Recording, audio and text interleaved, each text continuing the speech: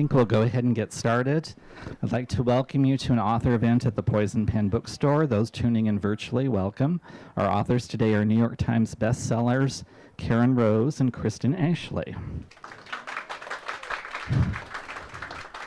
For those tuning in virtually, we do have a limited number of copies of both authors' new books available, so after the event, give us a call or go online to the Poison Pen.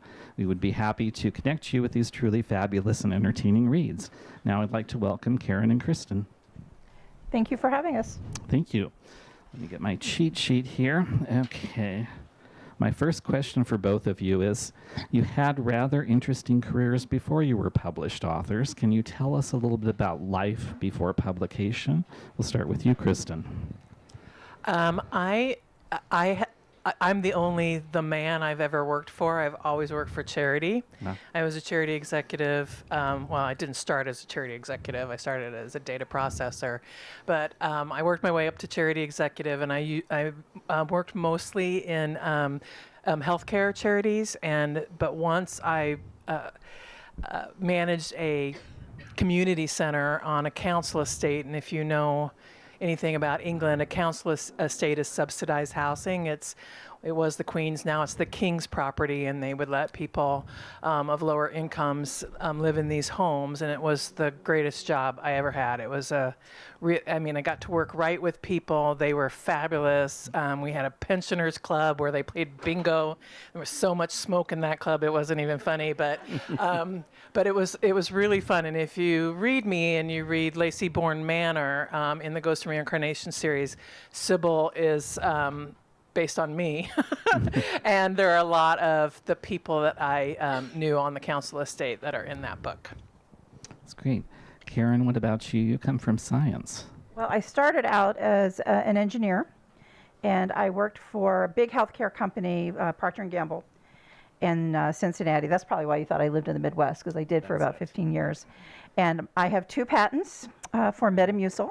So if you have to drink it and it doesn't taste horrible, that's my patent. You're welcome.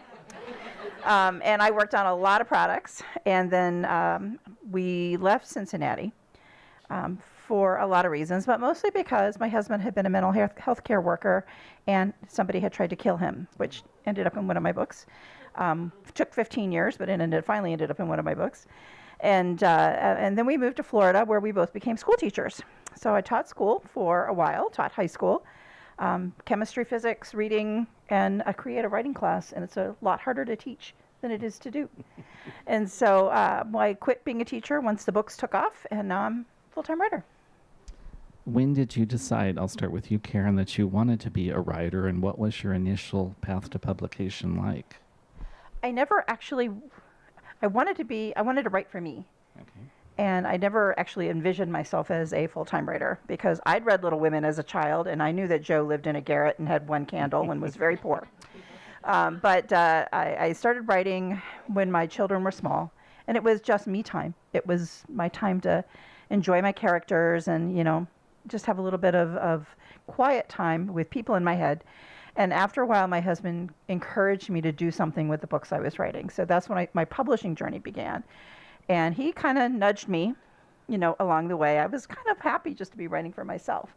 But eventually, I did decide that that's what I wanted.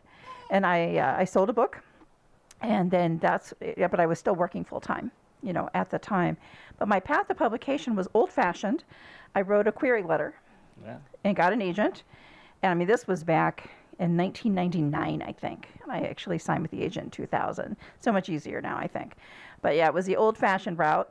And I've always been pretty surprised at every step along the way, because I'd never expected it would ever be this. What about you, Kristen? Well, my mom was a Harlequin romance reader. She got the monthly 4 books that had like one kissing scene on the last 2 pages. And so she would let me read those. And so the ones like The Rogue and, with had Fabio on the front, I would have to steal and read under my covers. And I think I'm the epitome of the best romance reader ever, because at one point our cat peed on The Rogue, and I still got under the covers and read this book. And from that point on, I wanted to write, and I had the absolute opposite journey. Nobody wanted my books. I sent query letter, and I sent submissions, and I sent chapters. I don't even know how much money I spent sending mailings to publishers and agents, and nobody had any interest in me at all. So when the digital book craze came about and you could independently publish, I thought, I'm going to try that. And so I talked my husband into letting me quit my job, and we both made a deal. I got my hair done professionally, and he got good coffee. And other than that, we lived like college students. We ate ramen. I'm not kidding. We just completely cut our budget so I could try to do this. And I sold probably 5 books a week was a good week. And then one day I sold 8 books in a day, and I was like really excited about that. And the next day I sold 8, and the next I sold 15. I don't know how it went, but it was like 3 or 4 days where I was selling a few books. And then it kind of went down to 8 again, and I was like, well, that was the end of that. And that was fun for while it lasted. And then the next day I sold like 5,000 books or something. It was insane, and it just took off. And here I am. Can I ask a follow-up question? Sure. What did you do anything, or was it Kismet, or how did you go from 15 it was to not 5,000? Kismet. It was Maurice's book blog, and Maurice still blogs, and you should follow her blog. So yeah, it was a blogger who reviewed one of my books. But I was published. I had written like almost 30 books, and I was publishing like 4 books a month. Wow. And so I had a huge library for people. Once they read the Sweet Dreams that Maurice reviewed, they could just score through all my other books. It was not a good plan, because then everybody thought I was going to keep publishing 4 books a month. I'm like, that's like 10 years work, dudes. But anyway. Well, I'm glad. Yeah, me too. Let's talk about the book that brought you here today. Karen, what can you tell us about Cheater? Well, Cheater is the second book in my San Diego series, and it's a new series for me. It's a bit of a departure from my norm. My books up until now have been centered around a group of usually family, friends, work people, work partners. They'll each have a book in the series, and sometimes there's an overarching story, and sometimes they're all completely standalone. It just kind of depends on the mood of when I'm writing. But I got the idea, and I was in a car ride with my husband. Most of my ideas happen on car rides with my husband, about doing a series where they had the same 2 characters in every book, and it was more of a slow burn romance, which I hadn't had a chance to do. And I was really lucky, because publishers liked the idea. And the first book came out last year. It's called Cold-Blooded Liar, and this is book 2, called Cheater. And Cheater takes place in a retirement village in San Diego where murder happens, and a lot of murder happens, and most of it not in the retirement village. And as I'm researching this book, I'm like, this could be a pretty good place for me and my husband. Well, aside from the murder, this could be a pretty good place for my husband and I to retire. So I've actually started, researching that for future years. But it's the story of Kit McKittrick, who is a homicide detective, came from the foster care system, was adopted by these great people, and so she's got this whole family support unit. And then Sam Reeves is a psychologist, and between book 1 and 2, he got a job with the San Diego PD. So they're kind of sort of co-workers, but not really. And Kit is really fighting the attraction, and Sam's just kind of being patient because he's a good guy. Kristen, what about Avenging Angel? Well, Avenging Angel is the spin-off of the Rock Chick series. Long awaited. I had to let them grow up a little bit before I can go there. But the Rock Chick series is my flagship series set in Denver, and Avenging Angel is set right here in Phoenix. And it's the story of Cap and Ray. And if anybody's read the Rock Chick series, Cap you knew him as Sniff. He was introduced in the Rock Chick Renegade, and he was a young runaway kid, 17 years old. Now he's all grown up, and he looks like Chris Evans, and he's a private investigator and former Army guy, and he meets his perfect woman, Ray, who's kind of a little bit of a morph between, if you know the series, Jules and Sadie. So she's the perfect one for him. And she goes out and fights crime on her own. And they run into each other somewhere. And she's underneath this guy that she's just tased accidentally, and he has to extricate her from the situation, and it all kind of blows up from there. But it's a new series; it's the first in the series, and we're gonna have some more wild rides in the future.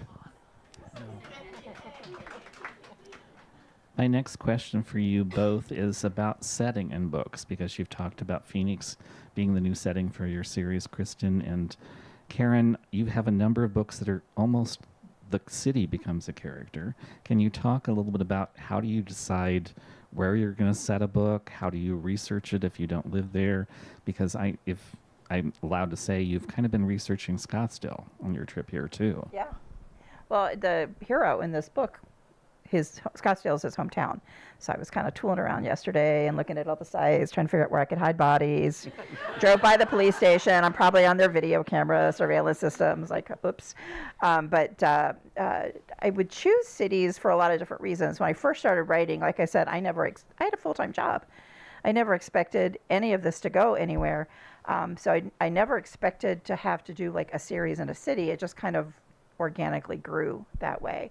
And I picked Chicago because I lived in Cincinnati, and I wanted a bigger city where I didn't live, where someone who was trying to get lost could get lost and start all over again. That's what the first book is about.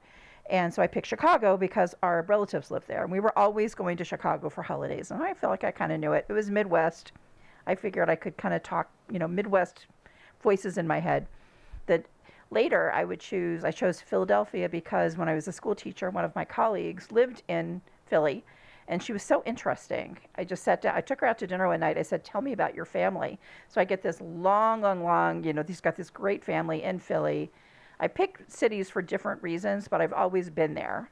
I've always had a little bit of a taste of it. I picked New Orleans because I thought I could take research trips because there's all of the restaurants and the jazz, and then COVID happened, and oops. So we ended up going online and getting recipes, and my husband made Cajun food at home and kind of gotten into the mood that way. But I picked San Diego partly because I have a relative that lives there, but I really love the city, and it's got so many interesting things that can either go wrong or go right. Places to hide bodies, it was a place I had visited and really liked. So I have to have been there at least once, and then I read, I listen to podcasts, and I read articles, and I subscribe to their Twitter account, so I'm constantly following what's going on in the city to kind of get a better idea of it. But most of the time, it's just a place I've been and I've really liked. What about you, Kristen? I think I've only written one book where I'd never been there before, and that was Heaven and Hell. That was set in a couple places I'd never been before, but it was fun to research Lake Como and beaches in North Carolina.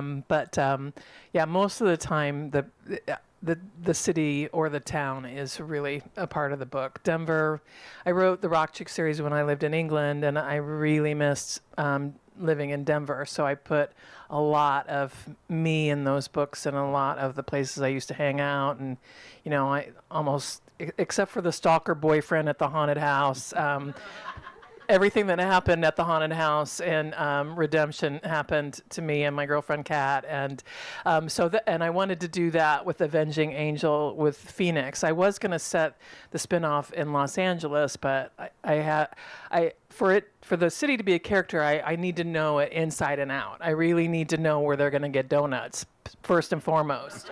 But there's probably a lot of places to get donuts in Phoenix, but here you get them at Bosa, obviously, or Basha's. But anyway, so that's going to be, Phoenix is going to be just, I'll make up some places, but mostly the action, everything's going to happen in real life places, and I'm going to have to put the poison pen in it. You will. We've talked about setting as characters. Let's talk about characters, because one thing that impresses me as a reader about both of your books is you write strong female characters. You do not write damsels in distress. And why is that important for readers and for you as writers? Well, I don't know how to be a damsel in distress, so maybe it's because I would have to make it up. But I grew up in a house with 7 people, and there were 2 guys, and they were both alphas, and we have them down. All the rock chicks in that house. Oh my goodness. So that's all I know is I know strong people. My mom was a single mom, and this was back in the day when, people really weren't divorced, and we didn't have a lot of money, and she worked all the time, but she was the kind of person that she would rush into your choir concert or your basketball game still wearing her fire engine red pumps from working at the bank. She never missed anything, and so I just, that's what I knew, and that's what was around me, and that's hopefully what I became. And I like most of my books, practically every single book, I can't think of one, there isn't a sisterhood in the book, or there isn't a sisterhood that doesn't form in the book. So it's important to me because I have a great sisterhood myself, both blood and those that my found family, and so all of that goes in. And I don't think I know any damsels in distress to pull from. Although I do like my damsel in distress romance. It's just not me. Yeah, I don't think I would know how to be one either. When I was growing up in the 60s and 70s, my dad never said that there was anything I couldn't do because I was a girl. Now, I had teachers, well, you can't be an astronaut because you're a girl. You can't be this because you're a girl. But my father, he was always like, no, you do whatever you want to do, and you can do it. There's never a question in my mind. And but when I got to the business world, I saw, and I worked in a predominantly male industry, I saw what women had to change about themselves to fit in and to be successful. And it made me really think about, strong women, because they come in all flavors. They don't all have to, wield a gun or wield a knife. Sometimes they're strong corporate people. Sometimes they're a caregiver. So, and they come in all shapes and sizes and things that they're strong doing. But it's really important to me because all of my friends are strong women. So, I'm surrounded by women who I'm really proud to know. And that's kind of what I'm hoping comes through in my books. It does. As a follow-up to that, Karen, I want to say you've always impressed me with your villains, because you create people who normally you don't want to root for, but you see how they got to be who they were, why they're in the story. Can you talk about how villains can be characters in themselves? Well, the San Diego series does not have a villain point of view, but all the rest of my books have had villain point of views. And I just never thought to write a book without one. And it used to bother my mom, God rest her soul, because she would say, people are going to think we dropped you on your head as a child. All these bad people, how do you even think of it? And to me, I said, well, Mom, I just figure if I were evil, what would I do? And that's what they do. She goes, you're not helping me at all. Apparently, that just was not a helpful answer. But, the villain in a romantic suspense or romantic thriller, the villain is going to be the one driving the action. He's got to be, and he's the one I spend the most time on. And when I haven't spent time on him, I pay later in the book because, he's the character I really focus on. Why is he angry? She angry? What is their motivation? What's their trigger? If something happened in the past, why now? What happened to them now to make this happen? And it's really important to me that they be real people. Lisa Gardner, who I learned quite a lot from as I was beginning writing, she said every villain should have a vulnerability. Every human has a vulnerability. You just have to find it. And usually that's the vulnerability that brings them down. Let's talk a little bit about, because you've mentioned that these are books either in a series or a spin-off of a series. As authors, how do you know when you're writing a book this is going to be part of a series? Do you know how long it's going to run? Is there advantages as an author to writing a series? Do you find there are disadvantages? So the broad topic is series, and we'll start with you, Kristen. It depends on the book. Like for we'll start with Rock Chick. Rock Chick was only going to be Lee's guys, so it was only going to be like 5 books. Then I met Eddie, and I'm like, oh God, he's cute. So then I had to write a book for Eddie, and then Hank showed up, but anyway, it turned out to be 11 books. So things like Avenging Angel, when I'm this early in the series, I have no idea what's going to happen. But books like Dream Team, there were 4 guys, and that was all it was ever going to be. So 4 guys, and then it was over. So sometimes the series tells you, and sometimes it just happens. But I don't mind a standalone, especially since I have like 5 books going on in my head right now. So if I can carve out a couple weeks to hammer out a book and do it, that's great. But I love series because you can really, you can see people getting married and having babies and, all sorts of, and that's one of the fun things about Avenging Angels is we jump forward 12 years. And so there's going to be a lot of cameos, and there's going to be a lot of Easter eggs, and we're going to see kids that are grown up and marriages that have stood the test of time. And so this is going to be a real special series for me. Karen? I never thought in series. They just kind of, like I said, happened. And then all of a sudden I was writing series. And I'm like, oh, this is fun. And people liked it. I liked it. And like you say, I like to revisit the people. I like to see who's still married. They're all still married, by the way. And, who has kids. I was really pleased because my first book, there's a young man whose name is Tom, and he's the son of the heroine.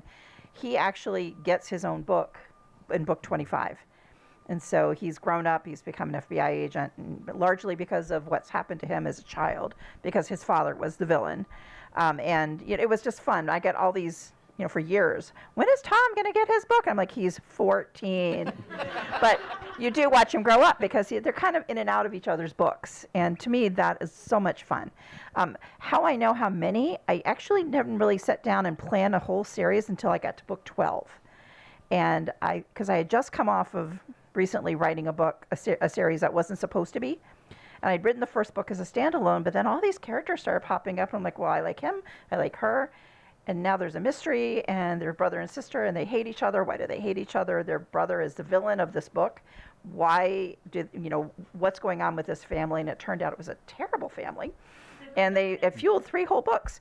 But when I got to book 3, because I hadn't planned, I had all of these loose ends that I had to weave in, and I'm like, oh no, it was really difficult. So I said, I'm not going to do that again.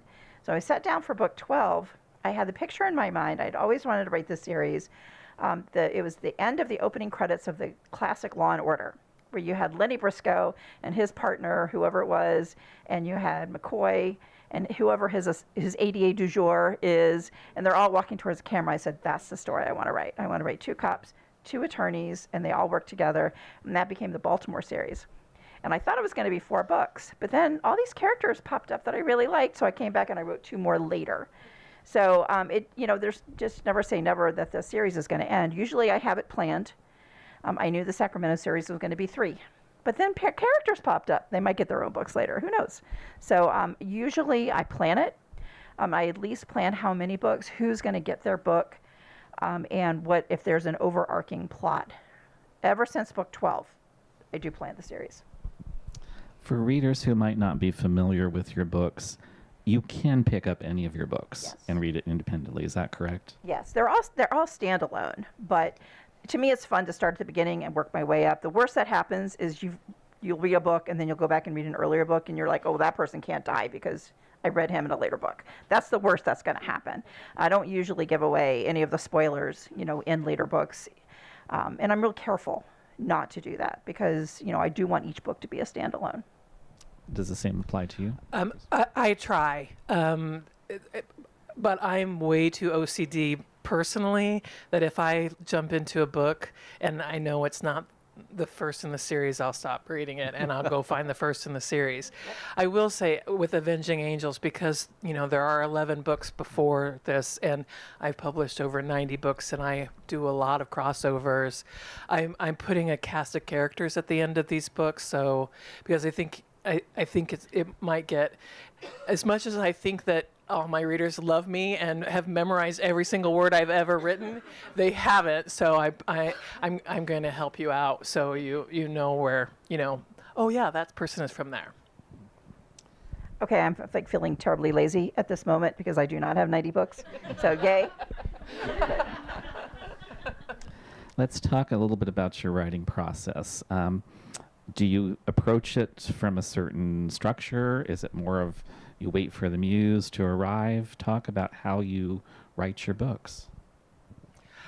Well, I could tell you, I was brushing my teeth this morning and Willow, the 3rd book in the Avenging Angel series, hit me like a rocket. And I was like, can I call off the poison pen thing so I can just not shower for 3 weeks and read this? But no, I can't do that. I'm a pantser, what they call a pantser. I don't plot. The only thing I ever did any prior work on in a series is my The Rising series, which is a fantasy series, and I have lots and lots of notes about everything about that series. But I just roll with it, and it is an absolute, complete obsession. You don't want to be.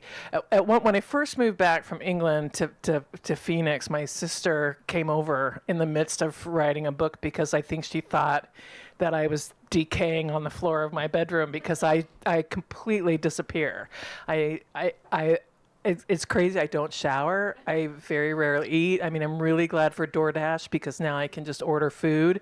And it is obsession. I get up early in the morning, I sit down and I write, and I probably go to bed like 7, 8, 9 at night, and I have been writing that whole time. I'll get up to get some water, and other than that, it's nothing. And my house is a mess. The mail is stacked up.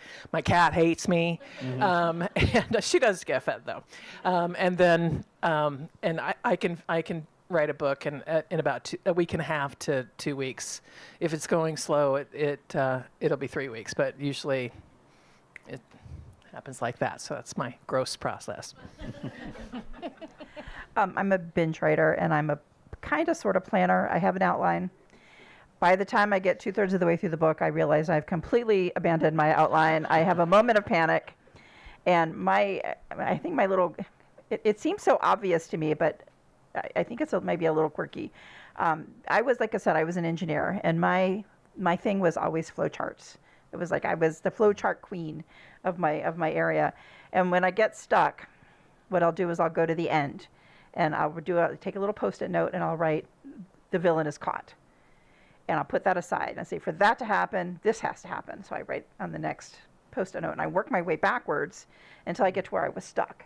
I put everything in order, and then I finish the book. And it happens with every book. And I always hate pulling out that Post-it note, because I think I should be able to write straight through, because everybody else can do it. But then I'm like, what did I like, sometimes I'll lose a whole week, just sitting and looking at my screen saying, where do I want to go next? And then I'm like, fine, I'll bring out the Post-it notes. It's time. But it happens in just about every single book. And I write at night. I keep vampire hours. Seeing the sun is, well, I live near Seattle, so seeing the sun is kind of miraculous anyway. But seeing the sun personally, I start writing at 10 at night. And I write all night, and sometimes I'll write till 9, 10, noon the next day. I fall into bed, sleep as much as I can, and I make myself sleep. I used to when I was younger. Don't be like me. I would like sleep 2 or 3 hours, and I get up and I write some more. But don't do that because it's not good for you. And so now I'll make myself sleep 6 to 8 hours. I get up and I do it all again until the book is done. So I'm a binge writer. When I start, I can't let the idea float away. So I stop and I sleep. Like Kristen said, I clear everything from my calendar. If I know I've got to do something the next day, I can't get anything done because I know I'm going to have to stop at some point. That just really messes me up. So I clear everything from the calendar and I start writing and I don't stop until it's done. Luckily, my husband is usually the cook and he cleans. He's hurt now. He got hurt about 2 months ago. So I've been doing the cooking, which means I'm not doing much writing because it's a lot of work to take care of a house, and I really appreciate him. That's how I write, and I wish I was a 9-to-5 writer. I have friends who are 9-to-5 writers. I'm very envious of them, but that's just not the way my brain works. I've tried writing with them, thinking maybe there'd be some, cosmic osmosis going on, but it doesn't work. So I just go back to, I'll pretend I'll write with them, and then I'll just go home and take a nap, and I'll get up at 10 and do my writing until the next day. So, yeah, it's... everybody has their own kind of writing technique. I don't wait for a muse. If I did, I'd get lazy and I wouldn't do anything. So I always have the next idea waiting. And then when I'm done with that book, I take a little break and then I go into the next. How long does it take you? Does it vary or? My shortest time, once I wrote a book in 17 days. It wasn't a week and a half. I'm very envious, I must say. Hopefully I'm not turning green because it would clash with my pants. But no, it's usually about a month. Usually I leave about a month. And then I'll actually leave 6 weeks. But I lie to myself and say it's due in a month. So I'm done. Because sometimes I believe myself. And then I'll give it a week, set it aside, and then I'll come back and do all my revisions. Because I outline, I always know who the villain is, always. And in every book but one, I knew why. That was the one time I made a mistake because I didn't figure out why, and it was really difficult. When I finally got to the end, I was like, oh, well, now that makes sense. But it was very stressful, and I don't want to do that to myself again. But yeah, it's normally about a month, 6 weeks. One time it took me 4 months, and that was a long time. And there was a lot of my kids. One of my kids was really sick at the time. So life happens, you kind of have to. Kids get sick, husbands fall off of pickup trucks and hurt their backs and can't cook for you, and things happen. So, but yeah, usually about a month. But how many words a day do you write? You don't want to know. Oh no, this is gonna make me feel bad. But I used to be a transcriptionist, so I type like extremely fast. It's ridiculous how fast I type. So, yeah. So that could be. You don't do like the dictating. No. I used to get paid by the word. So I wish. type really, My books really are really fast. long. I wish I got paid by the word. That would be so nice. But I mean, usually it's anywhere between like 90,000. The books are anywhere between 90,000 and like 250,000 words. I have life goals now. What's that? I have life goals now.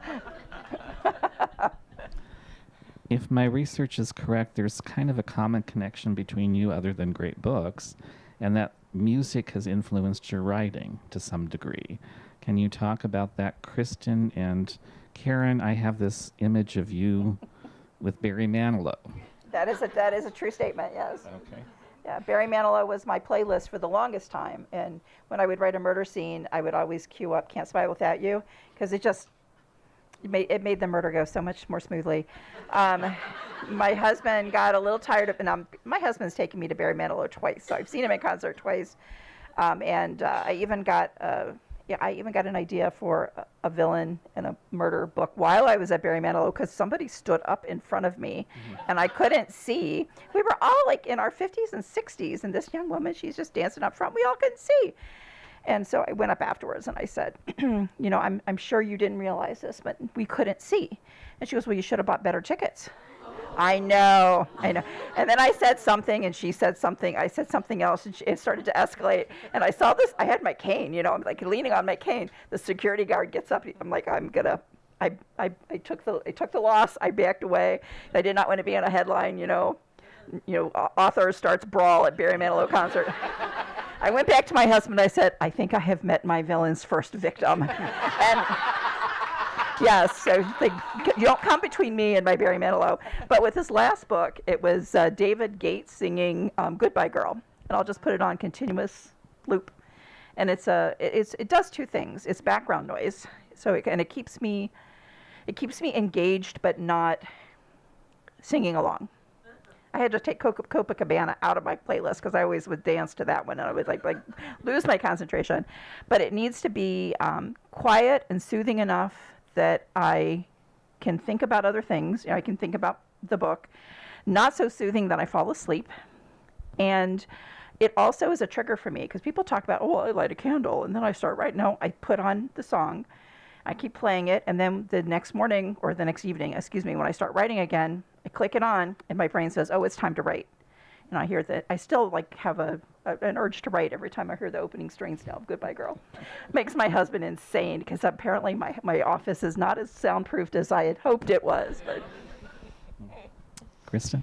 Well, I actually thought the thing that we had in common is that my niece and nephew-in-law are here, and my niece is an engineer, and my nephew is a school teacher. Oh, okay. So you're like split into it was just a little bit weird. Anyway, music is music is huge in my books and probably all my books. I don't have any fun stories like you do. It's just I love music, and I put music in my books, and music is I hate to love or love to hate great lyricists because they can tell my kind of story in 3 minutes where it takes me 90,000 words. I can hear a song and an entire book will catapult from that song, or I can hear a song or know a song and a scene will come from that song. I have not been known to be taking a walk and listening to my music and then hustle right back home just so I can write the scene that has come into my head. I have a whole book called Fast Lane that is based on an Eagle song.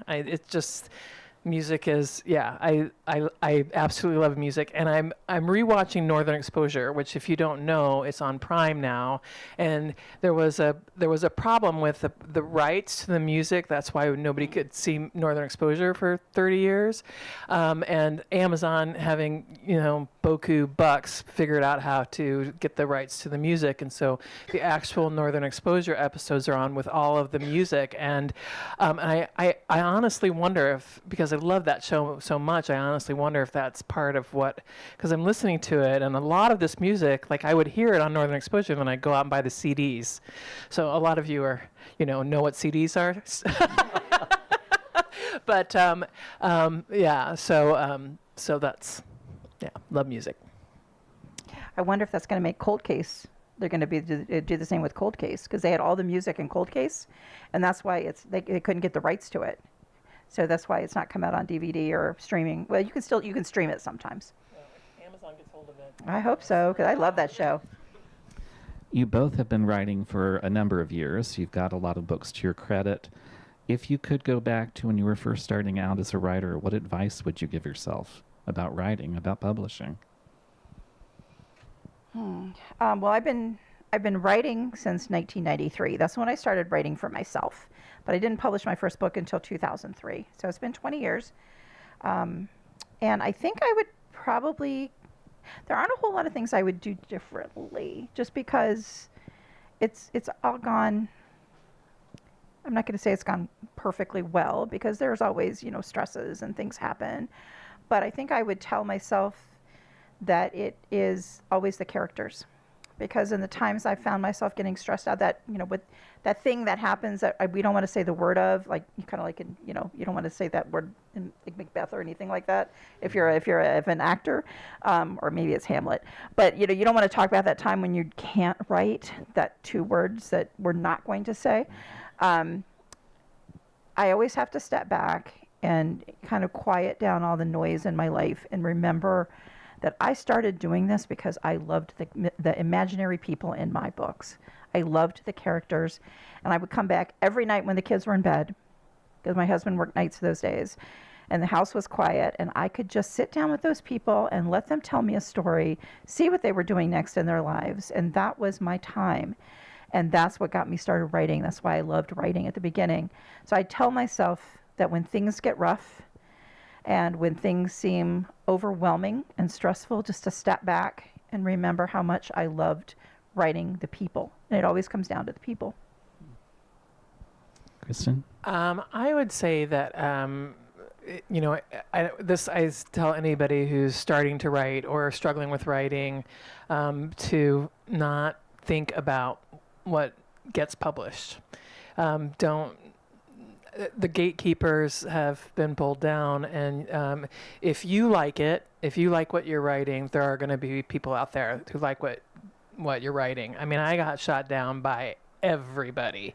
Nobody was going to read my books, and that turned out not to be true. And I was a romance reader for 30 years before I started to publish, and my books were really, really different from the 80s and 90s romance books that we got. And I love those books. I'm not saying anything. I go back and read those books time and time again. But my books were really different. And I, this isn't my line. I wish it was. But if you build it, they will come.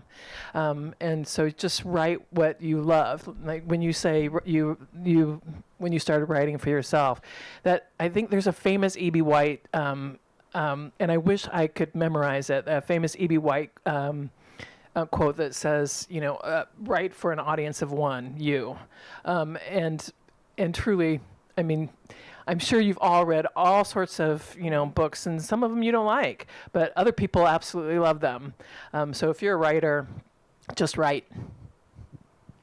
I think probably now is a good time to take any questions we have from your readers or fans. And Jacob, if there's any online questions, you can compile them.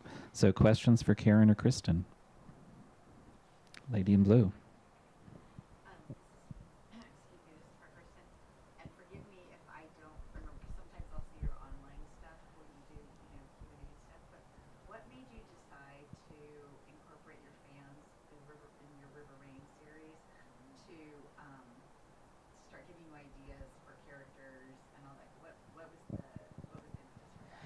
The question was, why do I write my River Rain series with my fans? And the answer is that when COVID, in March of that year, and it was very scary. I live, if you know Phoenix, I live on Camelback Road, and I got up one night and I looked at Camelback Road, close to when things were happening, and there was nobody on that. It was, I was like, what is going on right now? So, we're all freaking out, and I have this idea for a book that normally would just have been shoved in the back of my mind, and I had a couple of friends suggest that, you should go for it, and I thought what would be really fun is to, because we're all stuck at home and we're scared. So let me get my readers involved in this. And that was when on your Facebook author page, you could put polls up. And so I started to ask questions, and people were naming characters and giving me pictures of their cats and dogs. And I wrote this book really, really fast, writing in the middle. And I don't write at night, but I was writing it, had my laptop in bed and writing, and then I begged my editor to edit it. And I think I turned this book around in like 3 weeks. And it was so fun. It really was so, and it was, I don't want to start crying. I'm a crier. But I mean, it was just so, it made my heart warm how much people knew my writing. It wasn't some like crazy ideas that people were going off on. I mean, and the longer that the river, so I decided that I was going to write the whole series that way. And the longer, I mean, there's an ownership of these characters with my readers now, and they, sometimes I'll be like, okay, I'm going to ask this, and the suggestions are like, that's perfect. Why didn't I think of that? Why didn't I, like the last, I just finished Embracing the Change, and somebody put up a cat for Nora, and it was like the first thing that came up, and I'm like, this is the absolute perfect cat. So that's how it started, and I love writing those books. I really, really love writing those books. Other questions? Way in the back. Okay, I'm not a writer, but I will like to ask some questions. When you have thoughts of the book, do you have an idea where it's going to end? Or do you just let the feeling where you're going, as you say, it takes 3 weeks. So every day can be a different emotion, so then they can take you down a different journey. Both of you? I always know where it's going to end. I would find that very stressful not to know, because I guess I'm a control freak. But yeah, I always know. But I do save certain kinds of scenes for certain days when the emotions are a certain way, especially the villain scenes. They take a lot out of me, and so I put them all. I usually put them aside for a day where I'm feeling maybe a little cranky, and where I'm not going to be around my family, because I know when I'm done writing them, I'm a little bit short and I'm a little bit grouchy, and I just need some time to kind of decompress before I become a family person again. I have no idea what's going to happen day to day. Writing my books is like you reading them.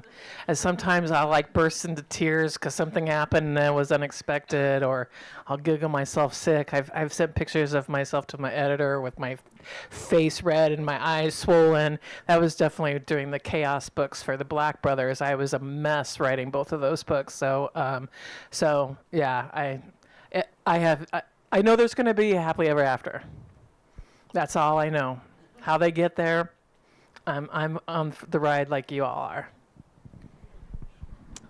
Way in the back, lady in pink. I'm going to stand since I'm so far back here. So I love you both, and I actually just happened to be here visiting family, so this really worked out for me. But so I have kind of what I'm hoping is like a tough industry question for you.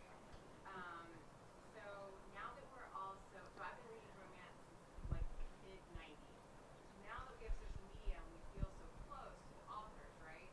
What do you think is the author's or publisher's responsibility to tell fans when they're going to stop writing, if they decide to stop like writing for a period or forever? I'm just curious about that, because there's a lot online about like authors who just kind of drift off and people who are really excited about the new book and things like that. So just curious about your thoughts about if there's any responsibility kind of, based on the fans and all that. I would say, just from the bookseller's perspective, sometimes the authors don't know. Sometimes they think they have a book with a publisher and things happen, and it's not a amicable divorce, I guess is what you'd call. So, and sometimes the author would like to do things, but they can't.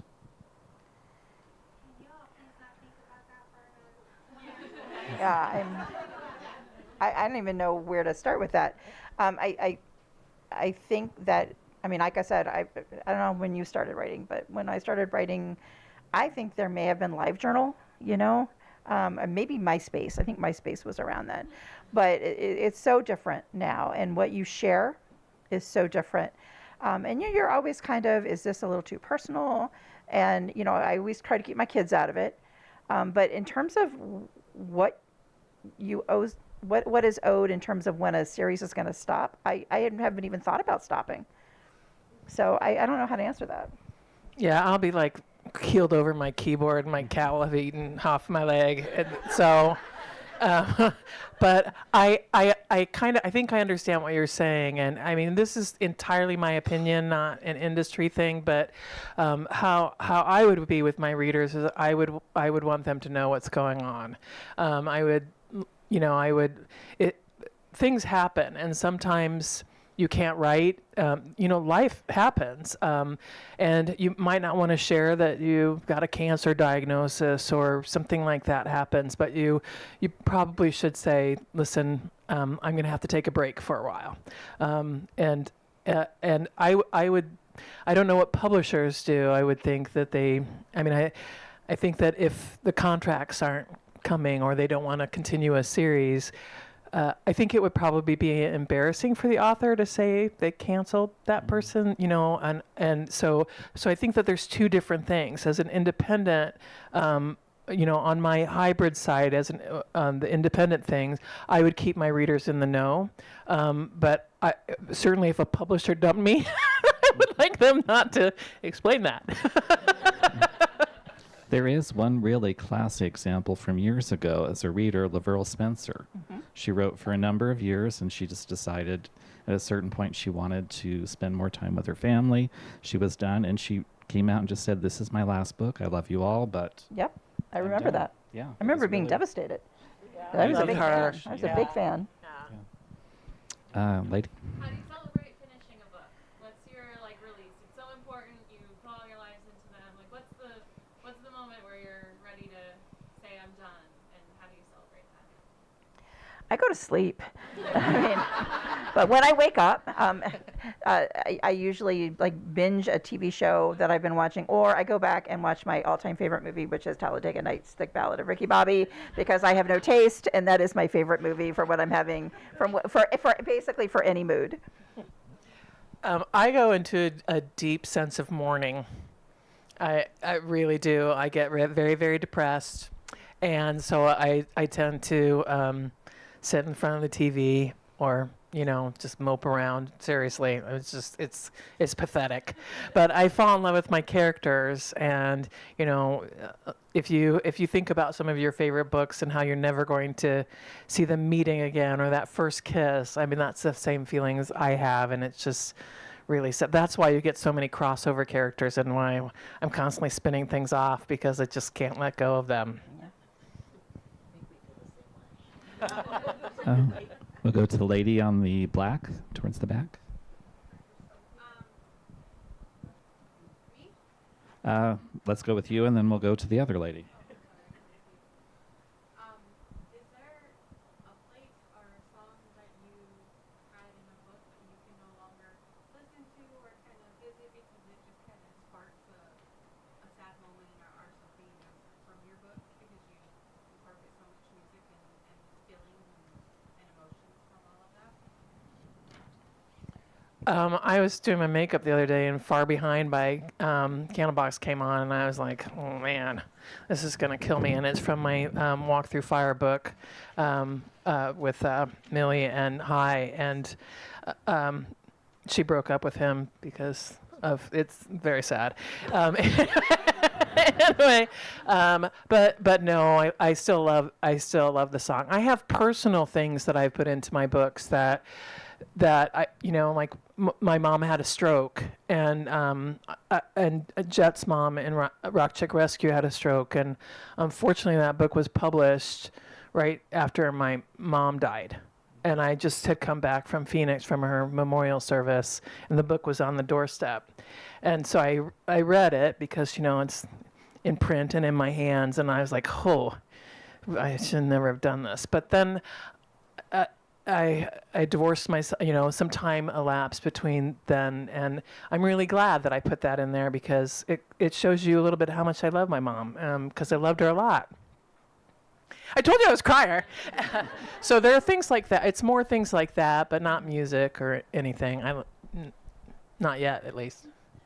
When I pitched this series, I pitched the first two books, and I knew this was, more than 2 years ago, and I knew that the second book was going to take place in a retirement home. And I knew, because of that, I knew at least one of my characters was going to have some form of dementia. And what I didn't know was that a year later, when I actually started writing this book, my mom had recently been diagnosed with Alzheimer's. And it became very difficult. It was a really difficult, there was one scene and a character dies, and I just sobbed. I sobbed for 2 days.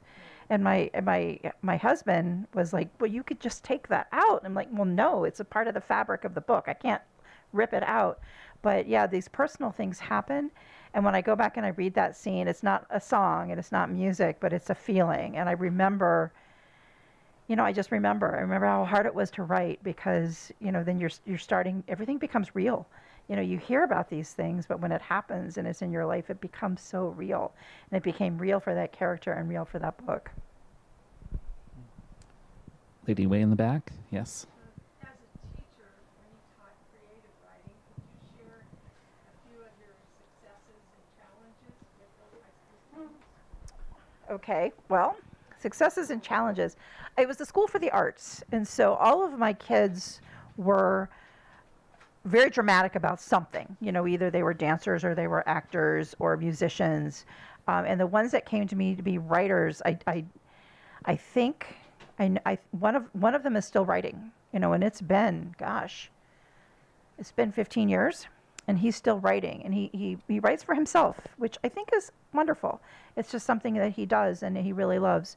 But a challenge was when I was a teacher, my second book came out and it hit one of the bestseller lists. And I remember one of my students, and he works in a bookstore now. He went on to be a bookseller and a good one. But I remember him saying that romance novels were like trashy dime store novels. And I'm like, me, out in the hall. And we had a conversation. We did have a conversation, and I think he always remembered that because I always thought I'd be hurt. I was just more angry. I was angry that, well, number one, that this kid thought that he could just say that out loud. But I was angry that society in general had basically made this such that this kid felt like that was the right answer, like that was a valid thing to say. And I remember, the kids thought that romance novels were trite and full of, and basically predictable. I think predictable was the word that they used. And I had to step back and explain that, and I've used this analogy several times since, that yes, every genre is going to be predictable. That's how it's organized into a genre.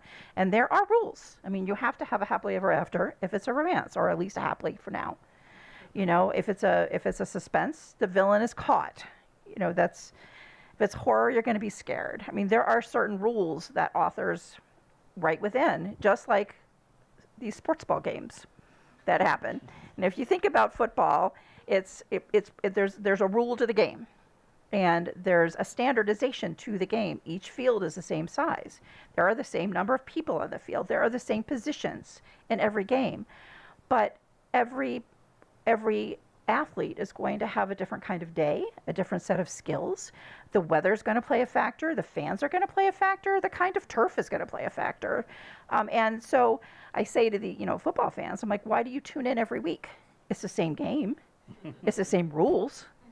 Oh, but it's different because I'm like, well, that's why stories are different. Within the same genre, hopefully we're spinning characters and we're spinning stories that are going to feel new and fresh every time.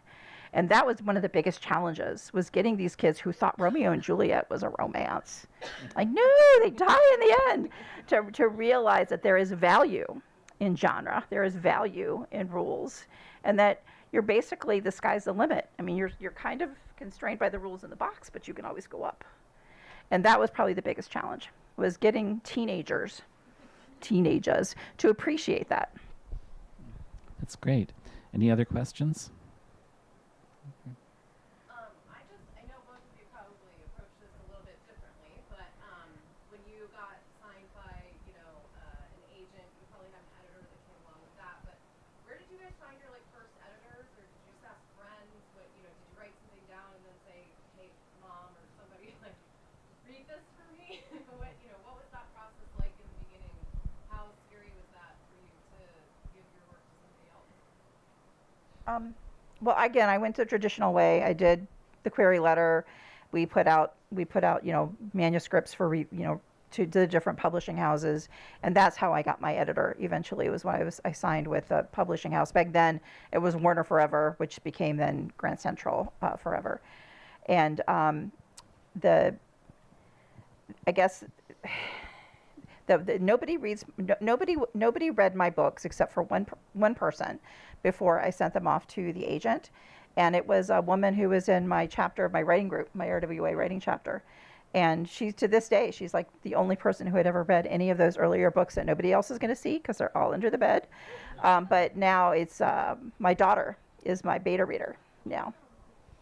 She really does not like the love scenes. She says they're very embarrassing.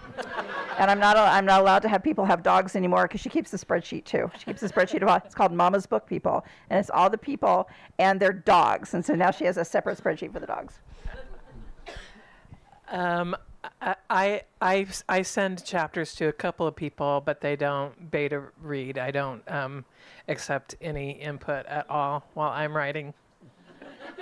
So, but I do have an editor who just happens to be my best friend, who I was college roommates with, and she was a journalism major, and she got into editing, so it works out.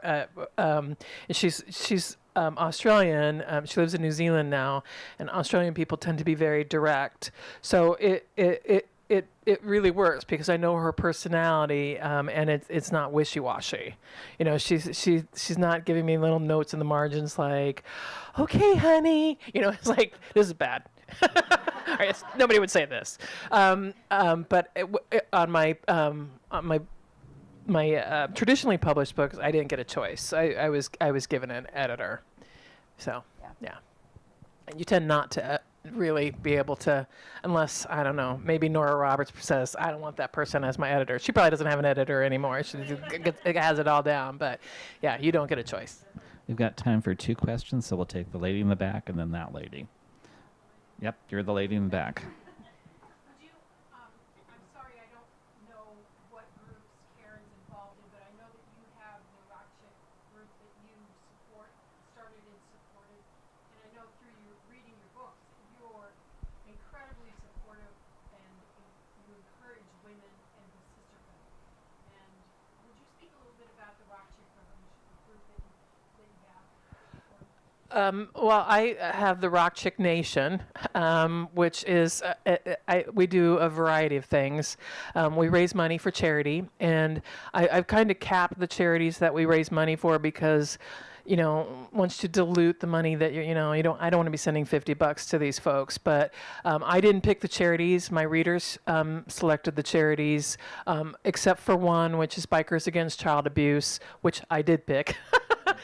Because it was around a time when I was doing a Chaos book, which is a motorcycle club book, and the hero in that was abused as a child. So it worked, and they are an incredibly great organization. All of the charities are women's charities, and most of them are really local charities. They're not huge national charities because local charities have a lot more trouble fundraising. So we do that. I do a lot of things to raise. I've even sold dresses that I've worn to raise money. I'll do anything to raise money for charity. And we do. I'm completely blanking of all the things. I did Rock Chick Rendezvous. I haven't done a Rock Chick Rendezvous in a really long time, mostly because COVID came, and I had a lot of friends who were doing events, and they were getting in these horrible situations with hotels because they don't let you out of contracts, and it was, so I shied away from that, and I wasn't going to get involved in that until the world opened up again. So hopefully we'll start doing rendezvous. But I don't know when the next one's going to be because I have a lot of books to write.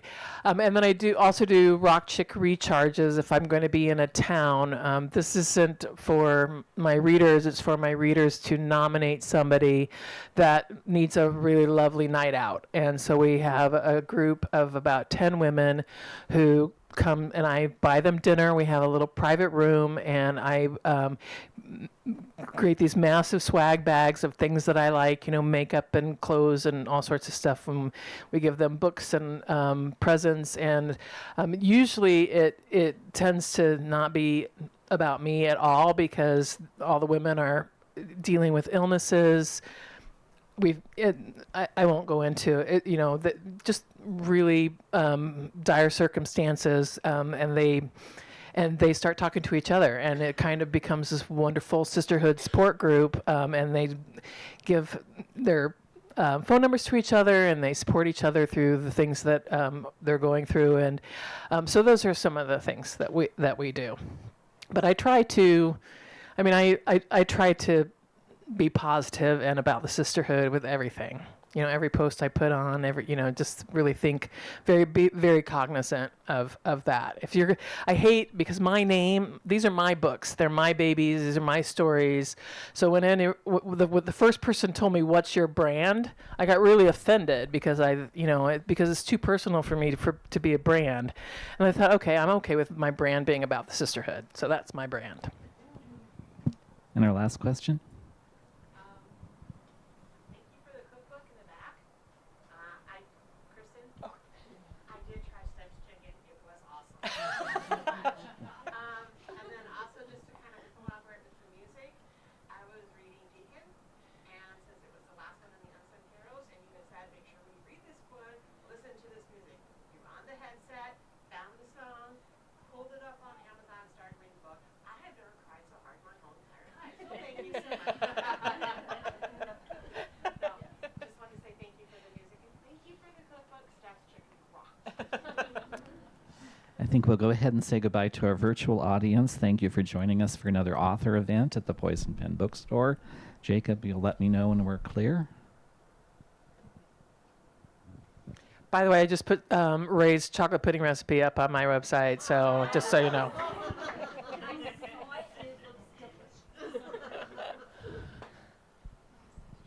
My husband is a chef, and there was a chef in one of my New Orleans books, and my husband came up with his decadent chocolate cake. So it was very decadent.